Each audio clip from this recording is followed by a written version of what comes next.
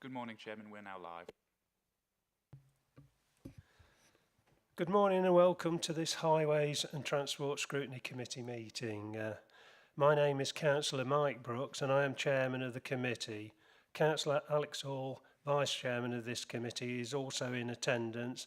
They sat here on my right. I would like to welcome everyone to the meeting, including our three guests from Anglian Water, Sean McCarthy, Andy Skellhorn and Grant Tuff. Welcome to today's meeting. The streaming arrangements, can I remind you that the audio-visual feed of this formal public meeting is being broadcasted live via the County Council's website, and with this in mind I would like to welcome members of the public and press watching this live. Health and safety. There is no fire drill planned this morning. In the event of the fire alarm sounding, we need to leave the council chamber through the rear doors and leave the building through the reception into the front car park. We then need to wait in the car park until further instructions are issued. Can I remind everyone to ensure their mobiles, laptops and iPads are on silent for the duration of the meeting, please? And just a reminder that requests to speak will be collated by the Vice Chairman, Alex, and we will now move into the formal agenda. Apologies for absence and replacement members. Tom. Thank you, Chairman. We have Councillor Ashley Morris sitting for Councillor Ashton for this meeting only. Thank you. Thank you, Tom. Declaration of members' interests. Do any members of the committee wish to declare any interests? No. We'll move on. Minutes of the meeting held on the 6th of March 2023. This item is to approve and sign the minutes of the last meeting as a correct record. Please turn to pages 5 to 9 of the agenda pack. I just got one on page 1 on apologies for absence. It's at 59. It's noted that Councillor Ashley Morris replaced myself for that meeting, but I'd just like my apologies to be added, please, in the apologies line. It's got Councillor Austin and Councillor Strengle. If my name could be added to that, please. So I'll just go through them. If anybody's got anything they want to raise us on the accuracy of the minutes, just say so. There's page 5, page 6, page 7, page 8, and page 9. I take it then that there's no amendments being requested there. Do I have a proposer for these minutes then? Thank you, Councillor Wright. Proposed. Seconder, Councillor Hall. Thank you. Would all those in favour please indicate? Sorry, I can't. Thank you. Any against? And any abstentions?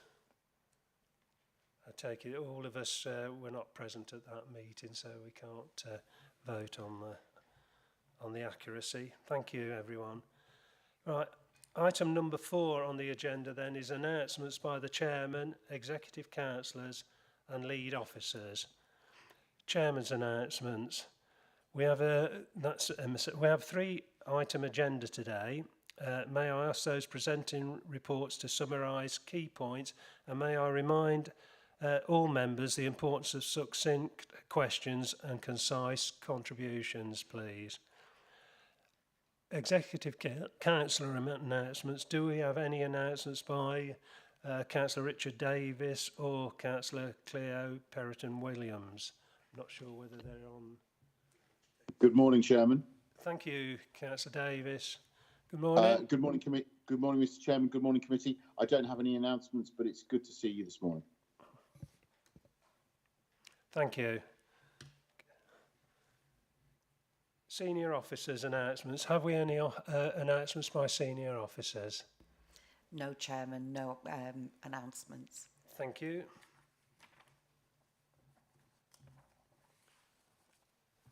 Right, we come on to item number 5 now, is the Anglian Water Street Works performance improvements. And this report is on pages 11 to 19 of the agenda pack. The committee was asked to send questions in advance for Anglian Water, particularly if details were required on any specific local works. One question was received from Councillor Kev Clark, which is being forwarded to Anglian Water. This does not prevent other questions today, but they will need to be more strategic questions. The actions are suggested in the report for today are: the committee is invited to review and comment on the contents of the report, to receive a presentation from Anglian Water and make inquiries and recommendations as the committee sees fit, and to request that a further update report on the proposed action plan is added to the committee's future works programme. That is what is suggested. The approximate timing for this is to take us up to 11 o'clock because Anglian Water have got a presentation that they want to make to us. I'm going to hand over now to Mick Phoenix to start the report off. Present. Mick. No, it's Andy, is it, going to do it? Okay, then. Thank you, Chairman. Yeah, for those who don't know me, I'm Ash Behan, Ashley, sorry. No worries, the Streetworks and Permitting Manager. Thanks very much for having us and taking time to read the report. Anglian Water are Lincolnshire's largest utility company, and they make up around 30% of all the activity that takes place on Lincolnshire's highways. And obviously, a lot of the work that they do is very important for us as residents of Lincolnshire in maintaining a successful water supply. But that does have an impact on members of the public, people using the highway due to the volume of works and traffic management. So Anglian Water are here this morning to talk more about the areas they wish to improve and where we want to see them improve over the next few months. I think by Anglian Water's own admission and what's covered in the report, there are areas, particularly over the last year, where they haven't been as good as they could have been. In particular, volumes of road closures and leaving road closures up on site, and how they prioritise those works to make sure the most important type of work gets completed as quickly as possible. From the County Council's point of view, we'll continue to work with them to improve, and where they don't improve, we will look to maximise our inspections and issuing of fines. But we'd like to avoid that as much as possible. We would like to review some of the improvements already started, as you'll hear from them shortly. We would like to take the opportunity through the first quarter of this financial year and the second to review that improvement, and then come back at the December committee to report on how that's gone. So that's a quick summary, and I will hand over to Sean, if that's okay, to lead the presentation. Yes, thank you, Ashley. Over to you then, Sean. Thank you. Thanks, Chairman. Thanks, Ashley. Good morning to everybody. Just quick introductions before we start. So my name's Sean McCarthy. I work for Anglian. Clearly, I'm Head of Leakage and Operations. So potable water, drinking water, we're separated in two groups. I work on the potable water side. I'm responsible for reactive and proactive leakage operations across our region. Andy Skelhorn to my left is a colleague of mine. So Andy's head of reinstatements and he looks after a lot of what we do out on the highway from a reinstatement point of view. And Grant is from our comms, our strategic comms team. He's here assisting us this morning. Thank you. So I've got a few slides I want to run through, but I just wanted to say, just on Ashley's point, we totally agree. Our performance hasn't been what it should have been for the last year, 18 months. We've looked to improve that. There are some mitigations, I think, around when it provides some information around what's been happening to us as a business from a climate point of view and what last year, sort of the challenges we had last year. All of that said, our performance isn't where it should be. We've improved that, and certainly working collaboratively with Ashley and the Lincolnshire Highways team. Certainly, I think over the last 3 to 4 months, you'll see some slides later on that show that we're moving in the right direction. So apologies, that is absolutely, Ashley's right, we've not been where we should be with this, but as I say, it's been a hugely challenging year for us last year, and I'll come on to that. Next slide, please. So just a quick agenda really. I just wanted to give a quick overview of Anglian Water, a quick strategic overview. Leakage overview is pivotal, it's a cornerstone to what we do in Anglian. We do lead in the UK on leakage, on the leakage reduction, and I'll show some evidence to do that. But we have a hugely challenging environment with an ageing infrastructure which we're investing in. But the leakage piece is a cornerstone of what we're going to talk about today, and the interaction we have with highways and the communities. A lot of that is driven by our leakage performance.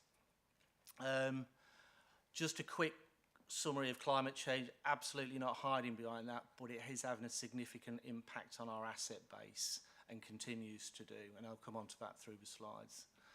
And then Andy's going to take over. We're going to talk about the identified issues, some specifics around what we've done, where our performance has been poor, what action we've taken in collaboration with the highways team, and show you a view of what we're doing in the future investment within the next 12 to 18 months. And we'll talk around that, and as I say, quite happy to come back and review our performance later on in the year in December, as Ashley has identified. Our changes implemented, and then also a strategic overview of the longer term piece that we want to do to improve the situation. Thank you. Next slide, please. So just a quick, for those that don't know, and I'm sure you do, councillors do know a lot about us. As I say, we are the largest geographical water company in the UK, not on population-wide, that honour belongs to Thames, but we are the largest geographical mixture of rural communities right the way through to cities, Milton Keynes, Northampton. We boundary right the way through to the Thames, to London. We feed affinity water across into the London boundary on our northern borders right up to Yorkshire Water, Severn Trent. So a huge geographical area. Around 38,000 kilometres of potable water mains, so the water I look after, the potable, around 38 to 39,000 kilometres of main. Huge infrastructure, some of it ageing, and as I say, we have a large renewal programme ongoing at the moment. 7 million customers. We employ around 5,000 people across our region, about 8,000-ish within our supply chain, so around 8,000 total. Our operational call and management centre is based in Lincoln, for those who know, just past the EA building, the old Titanic building as it was known for me, but I've lived in Lincoln most of my life, but that's where our operational, and then we have a series of offices stretching right into the Huntingdon patch. We are the driest, absolutely the driest area, Lincolnshire and Norfolk being the driest of the two counties. So we've got a huge challenge making sure that industry and populations can grow in East Anglia and in Lincolnshire. And I'll talk about that in a moment, some of the strategic improvements we're making. And some of those strategic improvements are going to have impacts on highways and working with highways. But clearly, we want to try and mitigate that and make sure that, as well as investing for the communities, we're not impacting communities. And clearly, we have been over the last 12 months or 18 months, and we've got to get better at that and improve that situation. Next slide, please.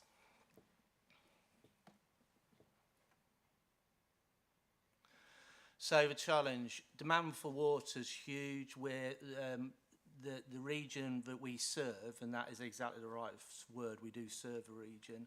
The region we serve, including Lincolnshire, is one of the highest growth regions in the UK outside of the London area. Certainly the south of our area, Milton Keynes, Northampton, populations continue to grow out of there. So we've got some huge challenges how we set ourselves for the future. And Anglian is all around that, trying to make sure that we invest so those communities can flourish.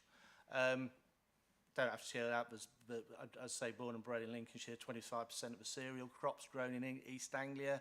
And again, we work hand in hand with those rural communities to make sure that our impact on the environment from taking water from the environment is as less as possible. And that really does link into that leakage piece.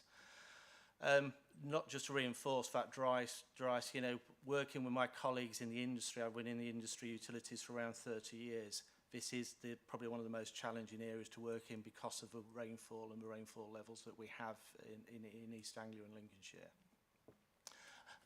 Next slide, please. So just to touch on that leakage journey piece. So the piece, as I say, I've been embedded in the industry for many years, used in the utility sector all my life, and came across to water very early days. So I've been born and bred. Anglian's leakage journey has been staggering, really. Pre-privatisation, leakage was unchecked and actually off the scale across the industry. And the industry has driven leakage, and Anglian's been at the forefront of that, both from a driving down for the rest of the industry for them to follow, and also for us to keep progressing. There's a huge amount of technology now, and I'll come on to that in a moment, around the leakage piece. But the graph you can see is a real evidence of both two things, really: our leakage journey and our strategic direction to continue to lead leakage in the UK and to lead the pack. But also, it's enabled us to make sure that the communities and properties supplied have been able to do that with us enabling and trying to squeeze as much out of our assets before we go into, as we are now proposing, to build new reservoirs, and I'll come on to our strategic pipeline. What we've been able to do is allow those properties to come in across our region, the industry to come in and maintain that. And how we've done that is by reducing those leakage levels over the number of years you can see on there. And that downward trajectory continues. But the amount of water into supply has been flat. So the amount of water we produce and take out the environment has stayed fairly static. And that's been testament to what we've been doing about our strategic view around not impacting the environment, or as little as we can. You can see there the interesting point on the pandemic. We track all water consumption, and you can see that the pandemic, not surprisingly, had a huge impact in the amount of water we needed to supply. Just couple more points on this slide, and this is the climate. It's the two peaks that you can see there that are the winter and the extreme wet weather, and as we know it, the beast from the east that was the press. Those were areas where we really struggled to hit our leakage targets, and that's the impact of the climate extremes that we're seeing at the moment. My time in the industry, what we are seeing now is milder winters, but when we do see a cold snap, we see extreme cold snaps. And as evident of last year, extreme summers, and again, through those extreme summers. And last year was really challenging for all water companies, us especially.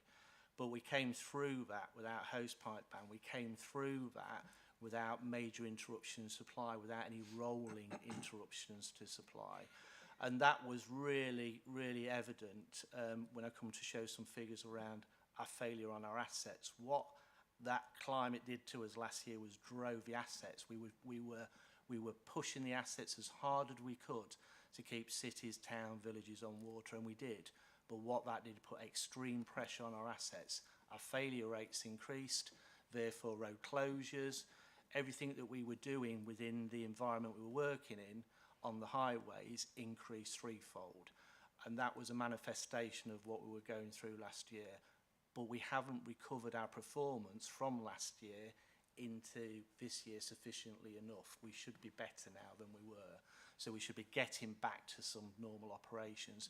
But that highways piece is certainly something that we've been challenged to get back to where it needs to. Thank you. Just next slide, please. Just a quick nod. The gentleman that you can see on the left, the gentleman in the what we call leakage inspectors or older inspectors back in the 50s and 60s, that was actually a photograph from the Lincoln area when we were government owned, and that was our leakage inspectors.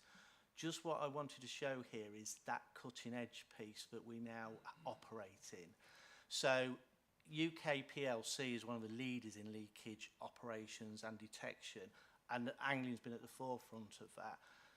You know, right the way through using satellite location, providers that now use satellites that can actually find leakage within areas, within rural areas.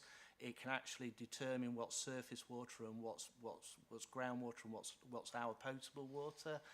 Right the way through, we developed with some of our service providers AI technology that was adopted from marine engineering. Submarines, for all intents and purposes, can listen to themselves across huge miles of ocean.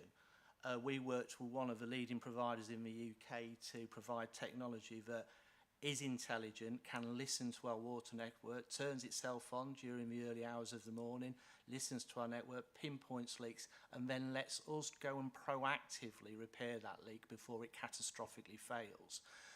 People often ask us, why do we see you excavating when there's no sign of water? Why do we see you excavating when there seems to be no failure? Well, that technology allows you to do that, and that is absolutely crucial, both to lead the leakage charge, but also to make sure that the catastrophic failures that do happen don't happen as much as they do in other areas of the country. So this technology is really leading, really state-of-the-art, and is being exported over the world now to some of the most water-stressed companies. That is not just an Anglian piece, that's a UK PLC that are leading on that, but we've been at some of the cutting edge of trying to develop that with the providers out there. Thank you. Next slide, please. So I just touched on this earlier, and this isn't an excuse, and I'm not looking, please don't tears, but I just wanted to show last year through the summer demand period when we were pushing water through our network as hard as we could, really pushing our pumping stations to keep people fed, homes fed, industry fed. What that did was had a significant impact on our infrastructure. So we saw a 38% increase in our burst mains, that's on assets. That's burst mains ranging from a 3-inch burst main up to a 36-inch burst main. And some, huge infrastructure. Talked about 38,000 kilometres of main earlier. Our high-end leakage equipment was bringing in dozens and dozens of leaks every day. We were reacting to that to try to make sure that we didn't see catastrophic failures, but equally we saw a huge impact. So we went from an average of burst mains of around 4,800. Last year it was nearly touching 7,000. That has now calmed down. That's now come back to a normal steady state. And what we need to do is get back on now to the steady state and getting back to what we should be doing around least impact to the communities we serve around the highways piece. As I say, we're working hard to improve that situation. It was one of, don't have to, again, councillors here will know this, soil moisture deficit, our drought within the East Anglia region, the rural communities, our water tables dropped considerably, and the available water dropped to us significantly. So, again, just evident that the challenge. And then, guess what? We got back onto an even footing coming out of the drought, and were hit with quite an intensive period of freeze-thaw, intensive frost, and again that impacted our infrastructure on the back of the summer. So this dramatic climate piece that we're seeing, these variations, are definitely having an impact on our infrastructure, and that's why we're looking to invest, certainly in the next AMP period, our next 5 years, is to continue our renewal process on our water main and our assets. But again, that has impact in the communities that we work. So just coming to the end of my strategic piece, I'm just going to hand over to Andy to talk about some of the specifics. So next slide, please. I just wanted to touch on the strategic pipeline. I'm sure councillors have seen this cutting through their communities. Certainly I live in Wellbourne, on the cliff edge, Navenby, and our pipeline started up in Humberside. And what we're planning to do and what we are doing, and you're seeing this across the countryside in Lincolnshire at the moment, we're taking a strategic pipeline across from available water sources in the north of our region. We're taking it right the way through Lincolnshire with off-takes to feed Lincolnshire's continued growth, both in terms of industry and the significant amount of development that's going. So this strategic pipeline will cut across Lincolnshire, feed into Norfolk, Suffolk, go right down the A1 corridor through to Milton Keynes, Northampton, and feed water right the way across our region to some of our driest areas, especially in Norfolk, Suffolk, and especially into the growth areas that I've talked around Northampton and Milton Keynes, that as populations move. But to reinforce, what this will do as well for Lincolnshire is reinforce strategically for our next 25, 50 years, give us a solid base of being able to feed growing communities within this area. Investment, give or take, around 400 million to 500 million pounds worth of investment in that strategic pipeline. Next slide, please. Just a bit of detail on that, and then. So as I say, it's probably one of the biggest infrastructure projects that's happened within the East Anglia, if not the biggest infrastructure project that's happened in East Anglia. Huge investment in the future for water resources for East Anglia and Lincolnshire. However, as you will have seen, as this cuts the frost farmland in Lincolnshire, this is crossing roads, this is crossing communities, this is going across our environment working, and this is another example of where we've got to be really careful as we're putting this investment in.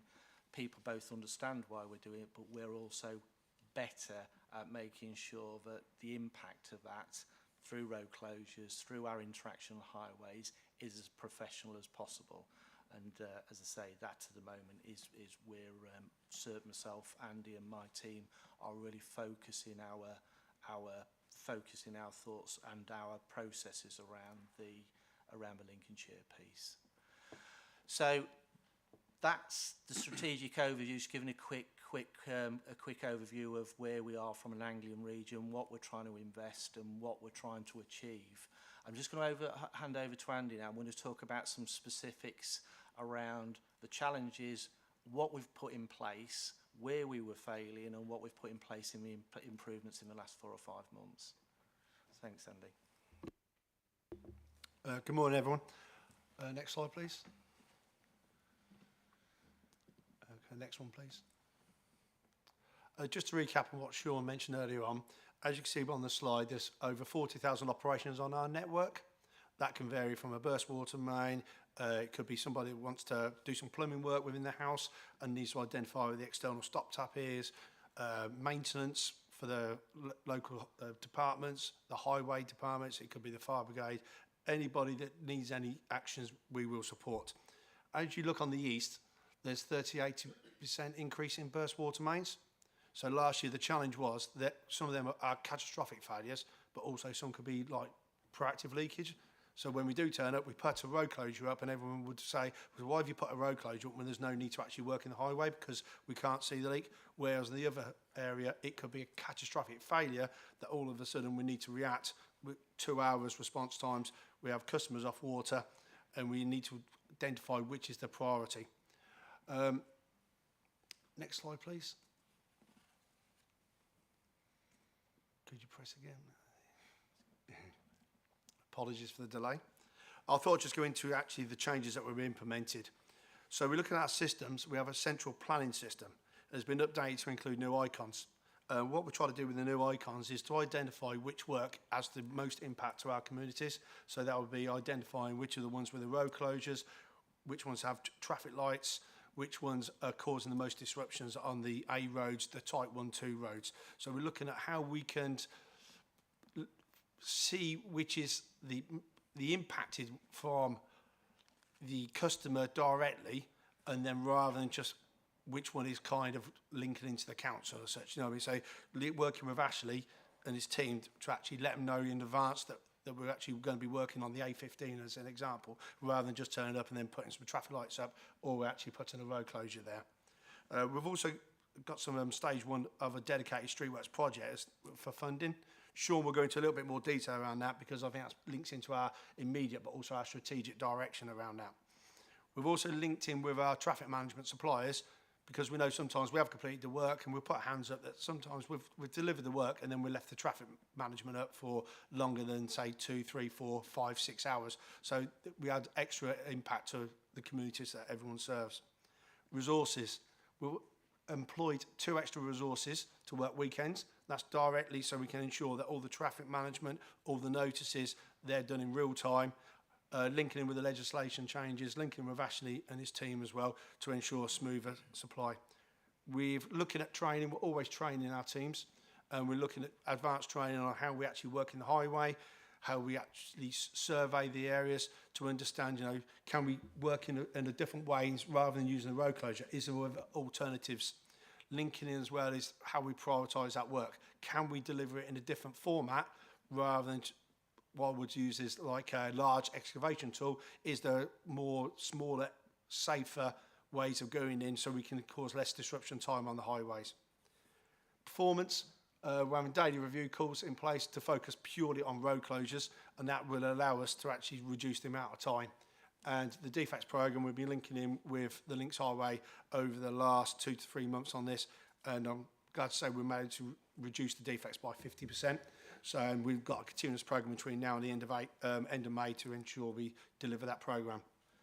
Yeah, just wanted to add, I mean, the areas that Andy's just talking about, systems, equipment, resources, training and performance, are rightfully areas that Lincolnshire Highways and Ashley done some deep dives with us and the teams. We've done some real sort of in-depth sessions, and certainly these are the areas that Ashley and the team, Lincolnshire Highways, rightfully were holding us to task around. So these are the short-term quick improvements that we've made on the back of those deep dives that we've been doing with Links Highways to try and get us to a better position. So a really collaborative approach, and they're just a snippet of those key focus areas. Thanks, Andy. Next slide, please. On this slide here, I thought just quickly show, since we had our initial meeting with Links Highways and the team, we made, as Sean mentioned there, we made some improvements, and as you can see in the box and bottom right, it shows where our performance is currently, and in the bottom left corner where we were before. So with the initial changes, we can see that most of the road closures are now coming down with 81% within 3 days, whereas before it was 55%. Now we're hoping to maintain this performance all the way through over the next, say, 3 to 6 months. So this isn't going to be where we're doing this performance because we're obviously in the chamber today, seeing all of yourselves. This is going to hopefully be BAU.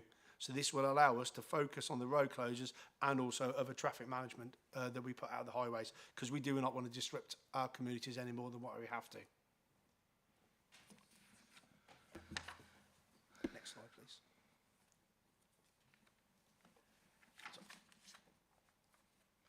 So just to take that hand off from Andy. So again, you've seen some marginal improvements there in our performance, and certainly the highways team are tracking those week on week to make sure that those improvements continue and sustained.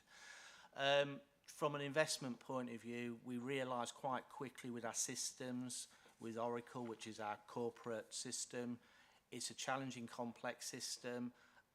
We've got experts working in there to do improvements, but I quickly, with Andy and the other team, decided that we needed to go for some early investment, for some quick wins to try and get this back to a better, stable position.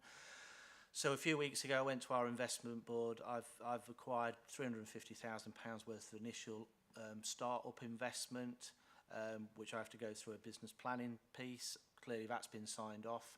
And some of the system changes that we're now doing within Oracle, our IT, our RS partners are working on those system changes, and that 350 is enabling that. There is no doubt, coming back to be really transparent about that, our systems have been challenging. So yes, it was about failures last year within the infrastructure that we've got, being driven by that big piece of climate change I talked about earlier, or certainly climate impact, but also our internal systems were impacting that. So that 350,000 is our initial get safe and get back to some stable footing. Stage 2, within the next few weeks, I'll be going back to my investment board. We've estimated we probably need £1 million worth of improvements to our internal highway system. We've got to replace the piece of software that sits between the highways agencies and ourselves. The piece we've got at the moment, that middleware, that software system, is aging. It's not particularly really fit for purpose. We estimate that is going to be around £1 million worth of investment that we need to make. So I'll be going back to our investment board, and I will be keeping, obviously, Lincolnshire Highways and Ashley and the senior team within there updated on what we're going to do around that. And it will be a real collaborative piece of work. What we want to replace a corporate system with that is we want to make that slick as possible, so that the electronic transfer of data to highways is as slick as possible, because that will improve our process. So that at the moment is not. I haven't secured that £1 million. That's our estimated cost that we need to do that. So I'll be going back to my board and asking for that investments once we've worked and decided which package of software we will want to adopt within our business.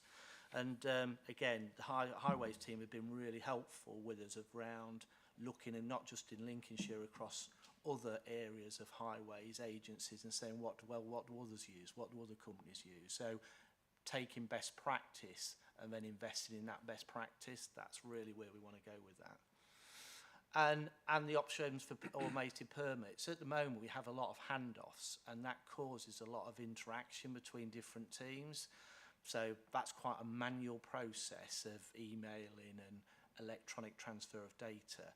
What my sort of vision for the future is, once we're out on there, my teams that are enabled on the ground to serve that permit instantly and close that permit. From a road closure point of view, that will be able to enable Handy's reinstatement teams to get there as quickly as possible and clear site as quickly as possible.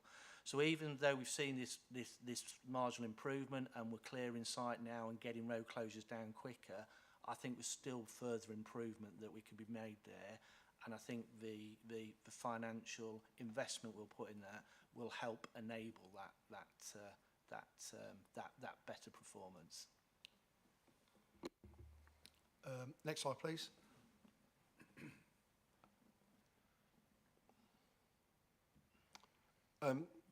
Hopefully this is the final slide, so I'll just quickly run through this. Operational excellence portfolio, what does that actually mean? So we're looking at initiatives around road closures and traffic management, but we're mainly focused on the road closures to start off with the programme. We're looking at how we can work as a business on aborted work, on repeat visits, and as Sean mentioned, a few handoffs. So what we're doing is I'm going to sponsor a team that's going to be looking at this with a dedicated project manager from Anglian Water. We've got our first meeting planned for this Friday. We're bringing in experts from across the area within Anglian Water, so all the different departments that links in with the highways.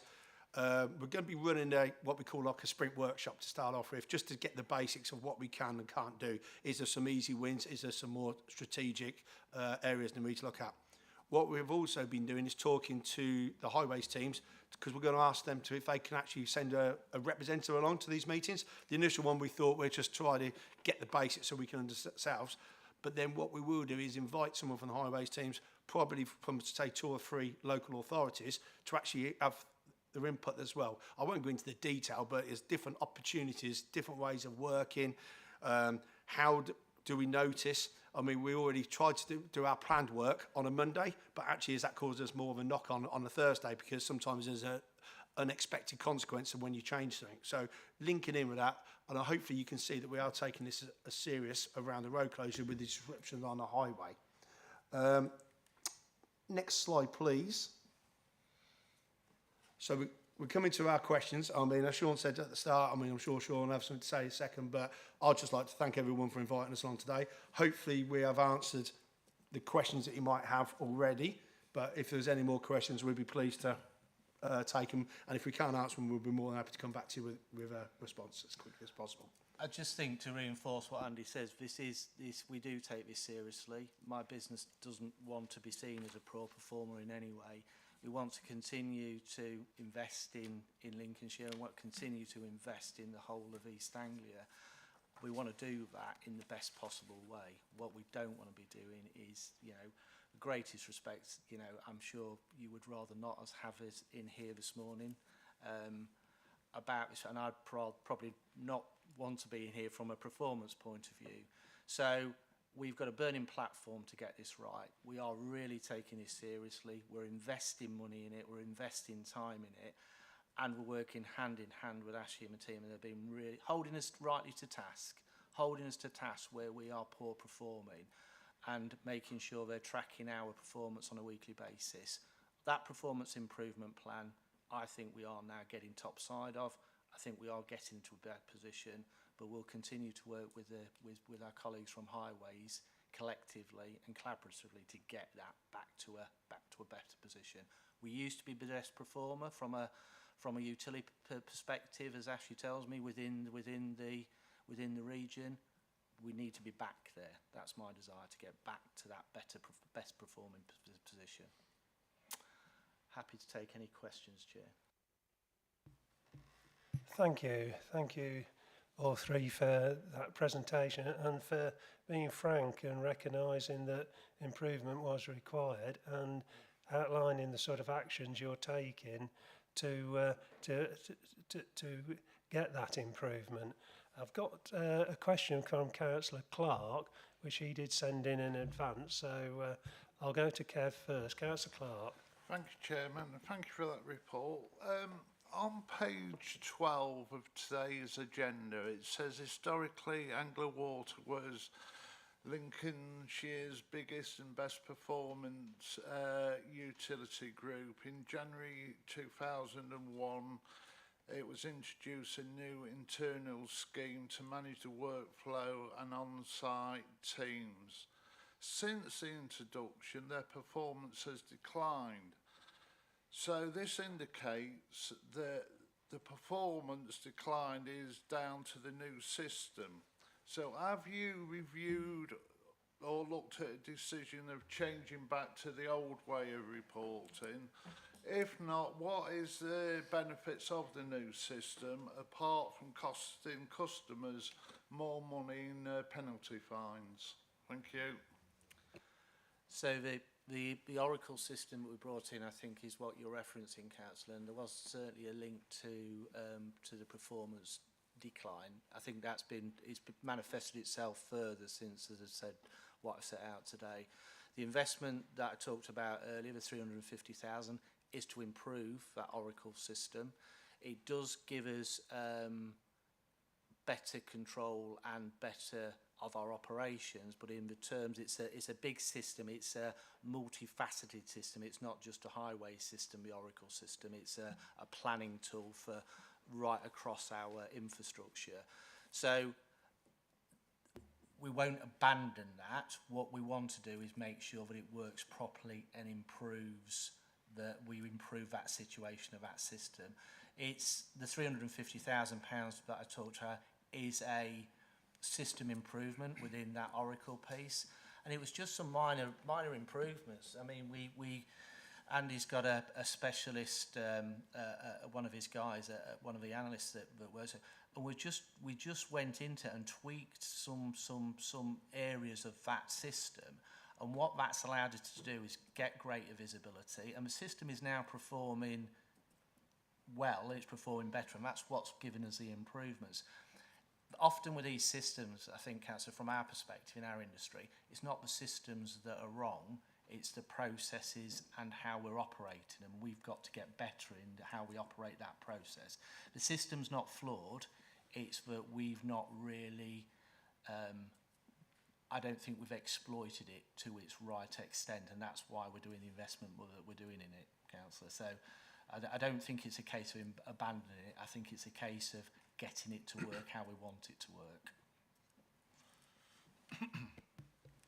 Thank you for that. Thank you. I've got Councillor Wright would like to ask a question. Thank you, Councillor Chairman. Wright. Thank you, Chairman. I need some background to it before I ask the question, because I was interested in initially what Sean was saying. Now, I've been engaging with you as a company now for over 20 years with regards to various issues, especially in the part of Lincolnshire where I live. Mainly sewage rather than water delivery, but it has been about infrastructure and most recently about discharges of sewage into watercourses. But I was intrigued by your job title to start with when you said you were reactive and proactive to leaks, which left me stunned because I'm thinking, how can you be proactive to leaks? But you then went on and showed us basically that you're using modern technology to detect them underground. So you're still being reactive to leaks, you're just being reactive rather by new tech rather than somebody ringing in that there's a leak. So I do sort of struggle to see how that's proactive because the leak has still happened. And if I can lead on, it's because going through the slides, we then see that there's reasons used for performance based on climate spikes, but they're not going to be spikes in the future. Even your own company's admitted to that now through other meetings I've been at when you look at predictions on storms and bad weather. So that's going to have to be normal rather than abnormal, so you're going to have to account for that. But a 38% increase in burst mains, water mains, that's where you need to be proactive. So my question really is, there's a second question as well to do with your computer system. But if you were being proactive, I've been told by your company for years and years and years that you've got an ageing system and it's difficult to manage. Surely being proactive is investing in the delivery system, not just new pipes and new reservoirs, but actually the infrastructure that our residents are relying on that's already connecting them to know that it is sound, and we're not going to see an ever-increasing number of burst mains because of the ageing delivery system. So that's where I'd look for proactive to actually be proactive, and I'd like to know if that's going to happen. But the second question is, you talked about £1 million for your new computer system as an investment, whereas I'd probably see that as expenditure, because if it's not fit for purpose, it needs replacing. But you then went on to say that you're looking to see which is the best one, because they haven't decided yet. If I had somebody come to me and said that before they've even decided what they wanted, they're already going to spend £1 million on it, I'd be querying how that happened and how somebody expects to spend £1 million before they've even told me what they're going to get for it. Okay. I'll answer. So let's answer the second one first, if I can. So when we go to investment board, well, we've already got a project and IS team. So we have a fairly significant, as you can imagine, size of business. We have a fairly significant ISIT team. They will have come up with a series of options and an estimated cost for those options, and they will be ranging from building a system in-house right the way through to buying an off-the-shelf platform, as I say, that others may or may not use out there. So we will always go to an investment board with an initial stage gate of saying, well, these are options and these are the estimated costs. And yeah, you're absolutely right. It's when I walk into an investment board for that level of with that level of funding, we have to be absolutely bang on what we're going to spend our money on.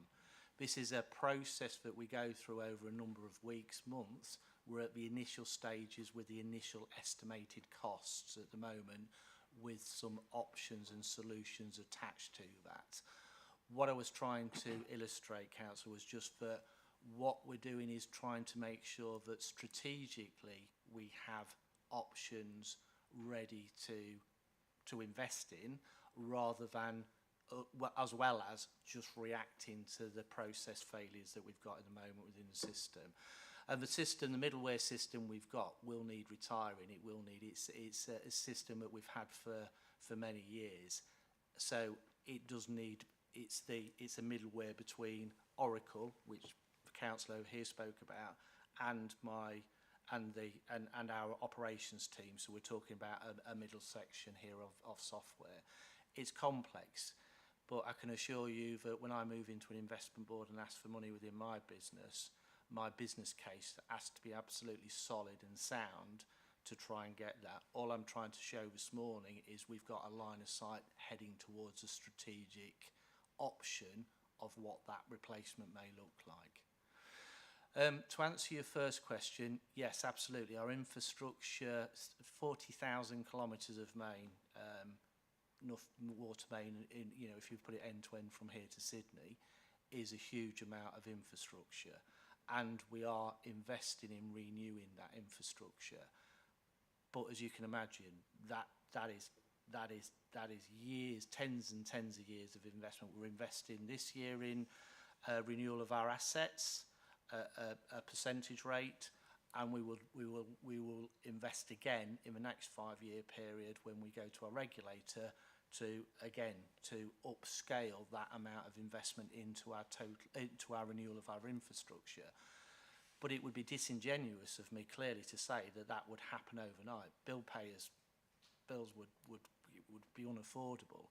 We have to deal with the asset base we've got while we prioritise our assets that are failing the most, renew those and invest in those while we're moving our strategic stock of water across our region to make sure that industry and the population has that growth, but also investing into that renewal of that piece.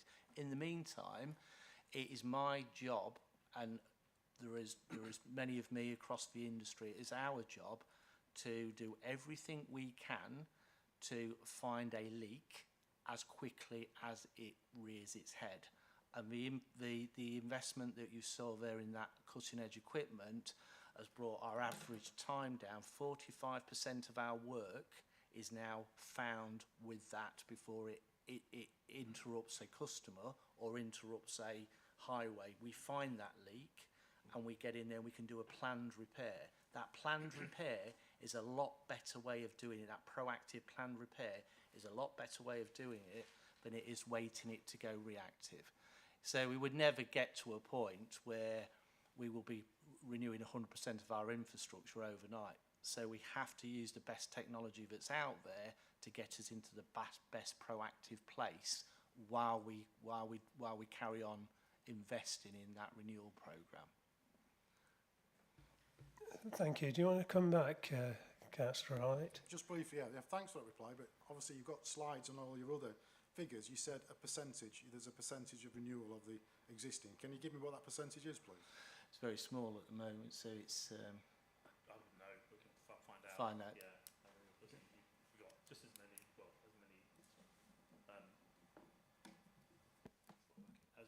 sewer pipes as well, so obviously... Oh, okay. Yeah, so all of our investment, as Sean said, it is not just water mains replacement, it's dealing with sewers as well and other investments. So, and you pay for it through your bill. So we've got a £6.5 billion investment scheme currently in the 5 years we're in.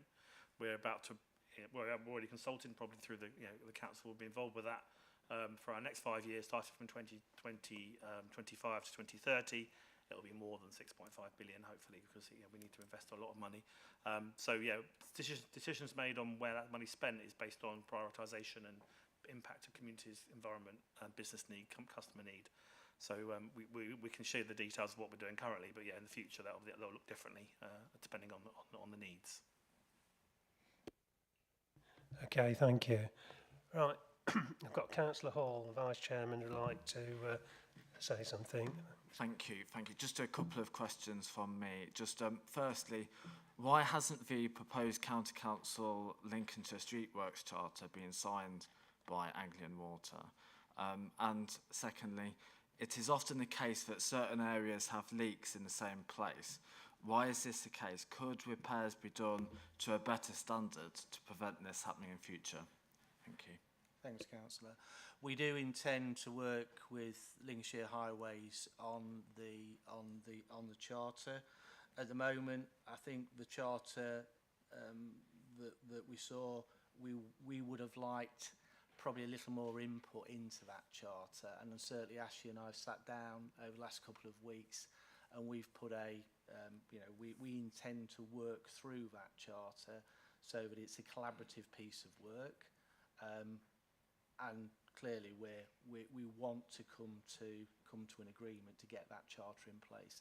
I think it was just that point that I think we probably would like to be involved into that, and certainly Ashley and I have discussed that is something we're going to have a look at that look at the areas that want tweaking around some of the wording in there, and then come to an agreement to take that forward, councillor. So that's certainly our intention to do that charter when we sat down and had a look at that in the cold light of day. There's no intention for us to back away from that. I think it's just some of the wording in there that we want to tweak from an Anglian perspective.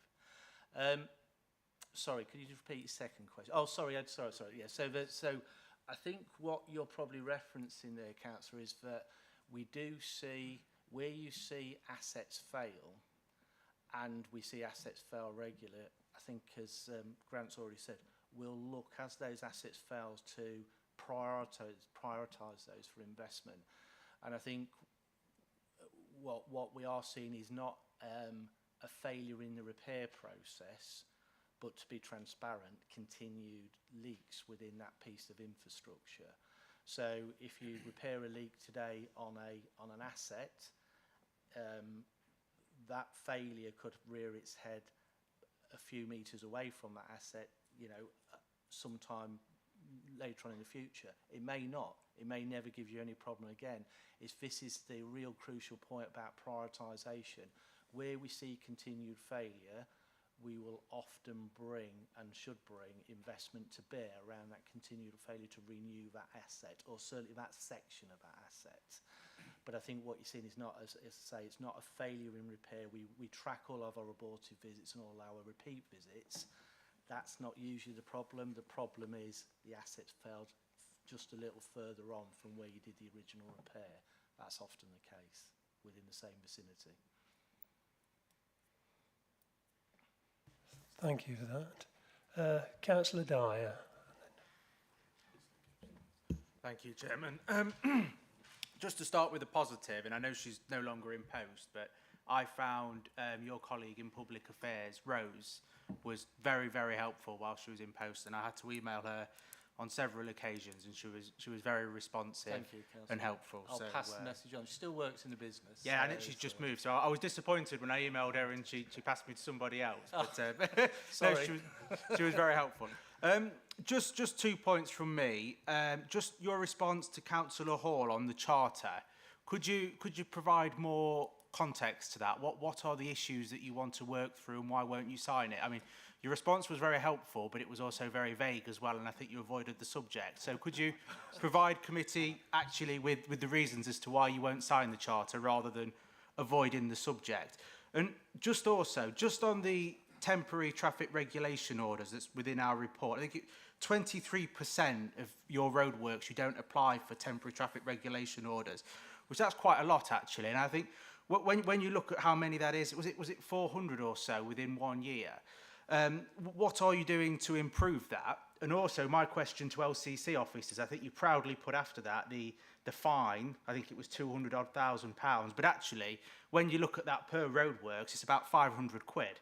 Well, actually, in the grand scheme of Anglian Water, the cost that they have to spend doing these work, 500 quid isn't a lot of money at all. So can we up our fine for not just Anglian Water, but other contractors who don't seek our permission before digging up the highway? Thank you, Chairman. Thank you, Councillor Dyer. Well, there's two people need to answer then. I'll go to Anglian Water first, and then I'll come to our officers to answer the question about fines.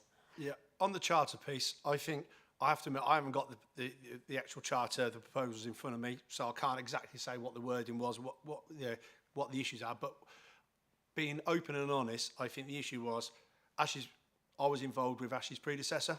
We had conversations around it.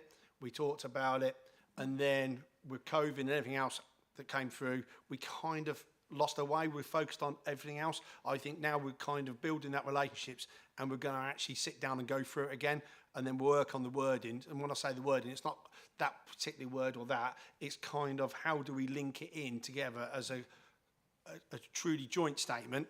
So our view is we've got no issues meeting the highways team and actually working through what the wording looks like, but I haven't got the information in front of me, so it's not specifically that you shall, you will, or anything like that. It's just making sure we have some time, and from my perspective, it's getting the regular meetings in with Ashley and his team to ensure that between us all, and also the comms teams within all departments, we can sign that off. Councillor Dyer, you know what I mean? There's nothing that's hidden. It's just we just need to put a bit of time on it. I'm sure If it's every 3 months, in 3 months' time, we'll hopefully be able to come back and say, yes, we have signed off and we agreed the joint wording on that. I believe it's the TTROs ones that we were talking about. I think the difference would be is we need to improve our game. You can have discussions whether the legal requirement on TTROs on the emergencies. We're working together. We're understanding now as well that we can contact. There's a 24-hour call service for out of hours, whereas across our area we've got about 15, 16 different highways, and no, it's no excuse, but some of them prefer us to contact the police. Some of us prefer to contact an out of hour. We were ringing the police, but we weren't then actually ringing the highways department. So now we're rebriefing that to ensure that anything that's out of hours and also in hours, and we're encouraging all of our supervisors and planning teams, if we're working on the main road, I don't live around this area, so I would say the A15, because I know the A15 is we will be picking the phone up to actually to make a call through to people to let us know that we are sticking traffic lights or hopefully never a road closure on A15, but we are working on that area. Thank you. Ashley, if you want to add anything to that? Yeah, thanks, Chairman. I will just say on the charter, Andy and the team are right in what they've said. I think the previous feedback to us was that perhaps we'd been too restrictive with with the wording on that, and we wanted it to be too legislative. We have to remember Anglian Water have to deal with 20 plus other authorities, and they don't want to commit to anything here that they wouldn't commit to elsewhere. But that said, you've heard this morning they are open to reconsidering something else. So over the next few months, we'll work on trying to get that piece out. In terms of the fines, I appreciate what you're saying, that for the number that there are, that the fines aren't huge. Unfortunately, they are nationally set by the Department for Transport. However, we will continue to lobby the DFT to look to increase those in the future, because I agree. I think they do need to be increased for sure. Thank you. Thank you for that. Councillor Dyer, is that okay? I'll move on. Councillor Martin Hill, over to you. Thank you for allowing me to ask some question. Can I just come back to this issue of the Streetworks Charter, because I represent 200 square miles of Lincolnshire and have a lot of issues with road closures, not just with Anglian Water, and the answer seemed to me to have why not have a charter? All the utilities get together with the county council. Of course, we also close roads. It didn't seem to me to be a big issue. I mean, I don't think anybody's trying to get Anglian Water to sign in blood and damage their profits or anything else. I think it was all just a way of working together and having a charter, because the issue for me is appreciating that Anglian Water have a huge backlog of non-investment for when the water companies were, when it was nationalised, there was no investment. When it was public, I appreciate that and appreciate you've got a big job. But to me, what I get as a local member, and I have 25 parishes in my patch, people get really frustrated when they understand the road's got to be closed, and they understand, and the workforce safety is paramount. What really gets people's goat, and it's not just about annoyance, is inconvenience and cost and difficulties where the road is closed and obviously there is still a way of getting round the roadwork, usually often, and it stays closed, nobody's there, nothing's happening. Just up the road from me, you installed a water meter, the road was closed for a week. The work took about a few hours to actually dig the hole out, and you could easily get past this minor road, and it stayed there for a week. And I asked these people, I said, well, why are we allowing that? Oh, it was an emergency closure. So question number 2 is, why are you excessively using emergency closures, which actually bypasses all the controls, I suppose, all the county council tries to work with you? So I think that, to me, that's the main thing. And you have, it's how you organise these processes up to you, but it just seems, similar to the county council, that we all use road traffic companies to close the roads. And what happens is, there always seems to be a long delay between the works either finishing and the road then being opened. And I just wonder why it's so difficult, just to make sure that, yes, when the workforce are actually on site, of course, they must be kept safe, and it probably often means a road closure. But why is it so that, and it really does annoy people that nothing's happening, and they see, and then what happens is people then say, well, they don't mean it, I'll drive on, and then of course you get. So I just think part of the Street Works Charter is trying to work out a collective way whereby the work is done safely and properly, but at the same time the road is open at weekends or during the night or whatever, so that people can go about their business and businesses can go about their businesses. And it just seems the process does seem to be very unduly elongated, especially as you have different teams coming along at different stages doing different things. So it's all about just truncating that process, but also simply allowing the road to be open when there are no workforce there. Just on the pipeline, because that comes through my patch as well, I don't know what the issues are, because there's a tremendous amount of damage. Understandably, you know, with heavy equipment coming, very narrow roads, and the verges get really knocked about. Inevitable. I mean, I can't anything do about it, but whether, you know, what in terms of reinstatement, because there will be a big cost to the council in trying to reinstate that, and especially when it's been wet. It's pretty horrendous in some areas where the damage is inevitable. You've got to do the work, but I just wonder what in your plans are you put in to reinstate where there's unavoidable damage. Thanks, Councillor. Over to you. Quite a lot in there. The charter, look, absolutely. Look, we want it is exactly. I think Ashley sort of said it for me in some ways. It's just the legislative nature of some of the wording within there was a little bit sort of prescriptive, I think. But absolutely agree, Councillor. We want to sign up to something. We don't want to, you know, we generally sit here today. We don't want to not try and work collectively with other utilities and the highways agencies for the best output for what we're doing. The industry we're working, it's a difficult industry. It does interfere with people's day-to-day life, but it is absolutely crucial what we're doing and what we're trying to do. Absolutely, we will sign up to a charter.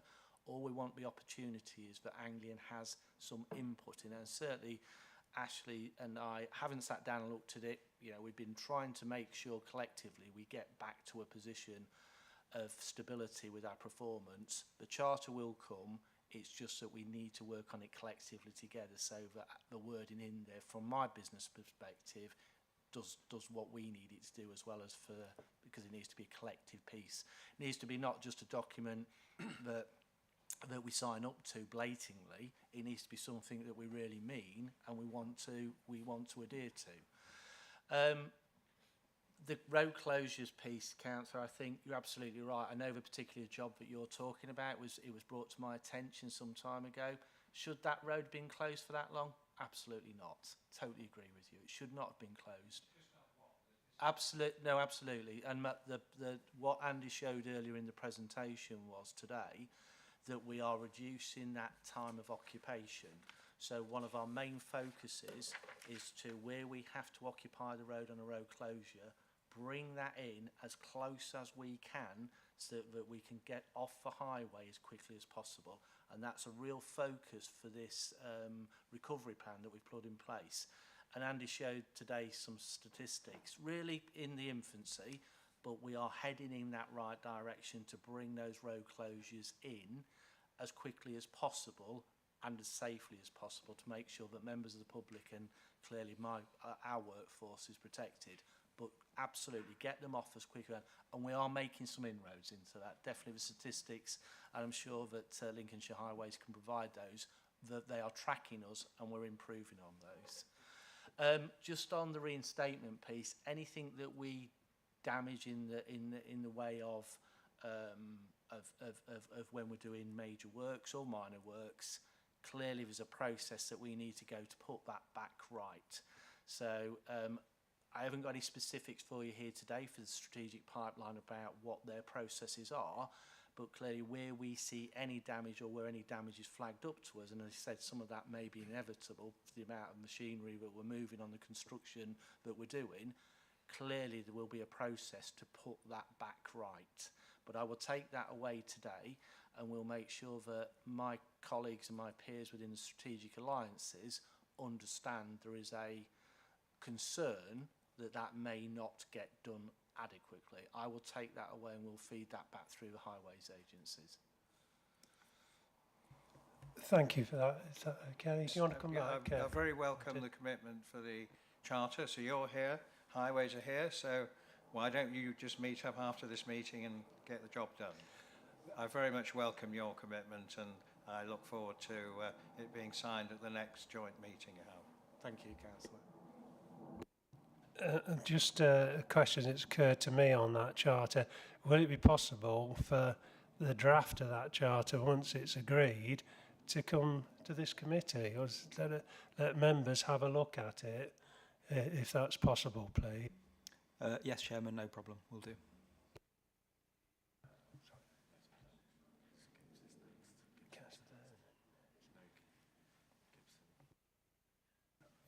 Right, Councillor Gibson.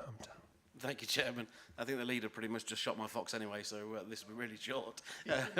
My question was going to be, when a road's closed, we get disruption, but when a road is closed and the work is done, we then get disruption and confusion, and that's where I get the majority of the phone calls. Why is it that the people that have done the work can't just go to the end of the road and lay the signs to the side of the road, ready to be collected? That seems a simple sort of fix to quite a big problem for us. I do have another question, but it's on a specific road in Spalding, which has been on and off closed for 18 months. I'd probably be able to email it through to you and get a reply that way, if that's okay. If I could have details afterwards, thank you. Yeah, the reference to signs, I think it all comes down to health and safety legislation. Each job is individual. There potentially is some jobs that we could look at doing that. If you can remember on the slide I said about we've started that OEP project up, looking at how we can reduce the closures. That is one part of it. There'll be different solutions. Can we use 15-minute wait boards in certain areas? Could we look at a convoy system rather than road closure? Because I think sometimes we go for the road closure as the easy option, if I'm perfectly honest, and we do need to upskill. But when we've got surveyors out there, we can have potentially 250 people that we've got to upskill as well. So, and that's across the region, not just within Lincolnshire.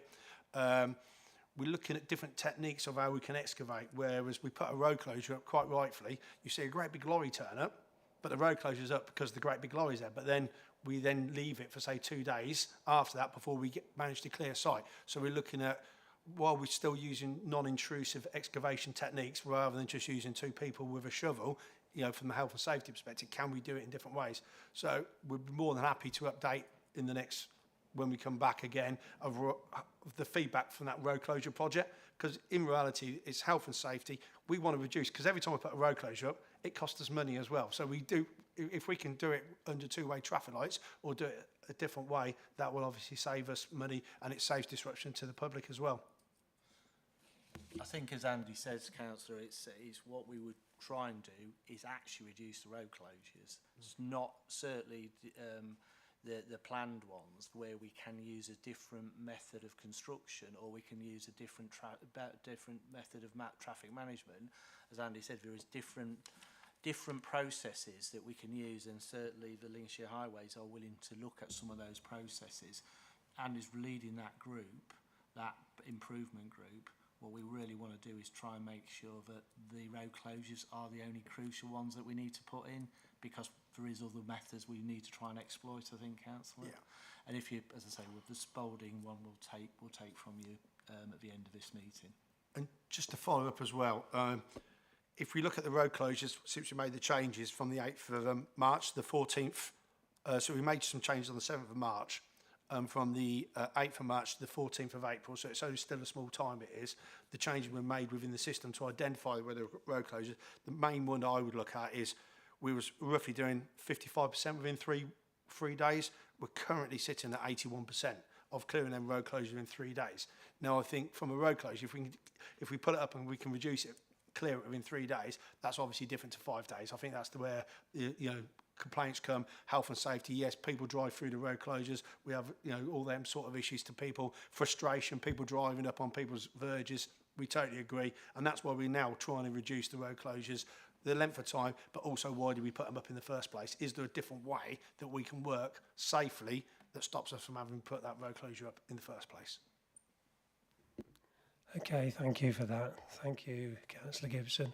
Right, I've got, I'm conscious of time. We've got 3 more members indicating to speak. We've got Councillor Vernon, then Councillor Ashley Morris, and then Councillor Wright wants to come back again. So, Councillor Vernon. Thank you, Chairman. 2 of the points that I was going to raise have been mentioned, so I won't deal with those. But I do think sort of it's fundamental. On your slide, you talked about road closures being left 2, 3, 4 hours more than they should be. I think we're talking more like days, actually, if I'm honest, not just hours. And I think a convoy system seems a more sensible approach. We certainly don't have 250 people working on the road where I live. It's more like 3 or 4. So I think there is a lot of room to reduce road closures and how we can do that. The other thing that I'd also like to mention, and I appreciate this is only relevant to planned work, is taking into account local need. If work isn't urgent and is on the schedule to be done, why is it being done perhaps in the second week of term rather than during the long school holidays where traffic is reduced by sort of 85% in our villages? It just seems there's no forward planning on that at all, and I would sort of encourage you to perhaps look at that in the areas that you're doing, particularly where that route, the diversion, and the one I'm talking about specifically, a diversion takes us perhaps 8 to 10 miles further than a 2.5 mile normal school run. So I think that is quite something to have a look at too. But yeah, thank you. Thank you, Councillor Vernon. Absolutely, we should be planning forward wherever possible. That we were always going to have, come back to the sort of slide I showed earlier, Councillor, we'll always have infrastructure failures that we can pick up that others can't see through the technology that I highlighted earlier. We need to make sure they don't go catastrophic, as I've said earlier. But if it's a planned function that we can plan and it's not a leak and it's something else, a renewal or a standard maintenance job, absolutely agree. We should be planning forward around that, around road closures not impacting school. And often we do work with the highways agencies and they're very good at checking us that if we're going to put something in, that they do absolutely say, have you thought about this because of X or Y? I don't know the specific, again, happy to take the action away, Councillor, about the specific you talk around. But I totally agree with you. We should be planning those outside of school holidays where we can and where it's possible. Absolutely. Can I just add to that as well, briefly? I think part of our role as a comms team is to actually engage with councillors and local communities ahead of that work proceeding. So a lot of our plan work have teams to do that. So I'll take an action as well to go back and talk to those guys again and say that we might be sort of proposing some work, and we will liaise with the local authority and the councillors to say, is there a best time to avoid or is the best route to take? So we'll have those discussions. Part of our ambition is to try and get that collaboration up front before we put spades in the ground, work with the community about what's best for them. But yeah, sometimes obviously there are emergency cases we can't do that. But where it is planned, absolutely you're right, Councillor. We can adjust and fix that, amend our approach depending on local needs. So we'll take that way. If I may just come back very, very briefly, I think that sort of fundamentally that would be a good idea. You're obviously looking to ensure that your company profile is seen locally as a sort of good company and whatnot, and it just doesn't sit well with anybody when you've had a sort of, particularly during the summer as this was last year, you have a 6-week summer holiday and the second week of term, the road's shut for 10 days. It's just silly. Yeah, I think last year might have been, because of the unprecedented demand of our resources because of the leaks and the burst of history that Andy and Sean mentioned was a bit of a different, but we are adapting to that. So yeah, we need to be more agile in the future, absolutely. Thank you both. Councillor Ashley Morris. Thank you very much, Mr. Chairman. It's just a couple of small points which I think have probably been chewed over.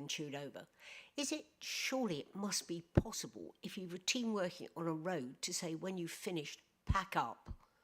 At least move everything to the edge of the road. I live on a B road, which is incredibly busy because of the way the traffic routes around Boston, or doesn't. And we've had a huge amount, and also, rather unfortunately, along the frontage of my property, we've got one of your, I don't know what you call them now, hydrants, I'm going to say, but every time a lorry runs over the edge, we get an impression of Trafalgar Square, which I do phone in, but they're never very successfully repaired. That's, I'm sure everyone's got a story, but that surely it's a possibility to say, finish the job, put the stuff on the verge. I mean, you know, I wouldn't have thought that was impossible. And I appreciate, gentlemen, that you've done a huge amount of we are going to improve, but not, for me personally, and I mean, I get loads of phone calls because of the area I'm in, it doesn't seem to be sort of any substance to how. And just secondly, very briefly, just for my own information, when was the charter first actually effectively put into your hands? Because you mentioned COVID, that seems like an awful long time. So if you've got a date on that, and I'd love to have at least a date that it's going to be done, because if we're going to have a look at it in committee, that's going to be another committee, and it does seem very important that at least we've all got something to work from. Okay, thank you very much. Starting with the charter, I don't know when the next meeting is, Chair, for the next committee meeting. Is it every month or is it every 3 months? In 6 weeks, it'll be approximately 6 weeks, yeah. So hopefully within 6 weeks, myself and Ashley and Sean will be able to give you an update where we are by the next meeting. So I'm sure between this time we can have some conversations between the highways team and the operational teams, and we can give an update, or someone can give a written update to the committee where we are, and also the timescales associated to it. We're not trying to be sheepish. This isn't kind of the handoff. We will work to that timescale. Reference the job about the Trafalgar, not obviously discussed here, but if you want to send an email, we can actually have a look at it and we can actually see is there something we can do differently around that individual job. I think the difference with the road closures will be, is it our process that works? So I'm going to go into some detail. I know we've tried to stay out of detail because we didn't want to go into a detail of how we could do it, but I'm more than happy to go into some of the detail. So when we're working in certain highways, it depends, each road is different. When we have to go and excavate the excavation, we then have to go and backfill it. We then have to let curing time, depending what material we use to backfill, and then we have to tarmac it.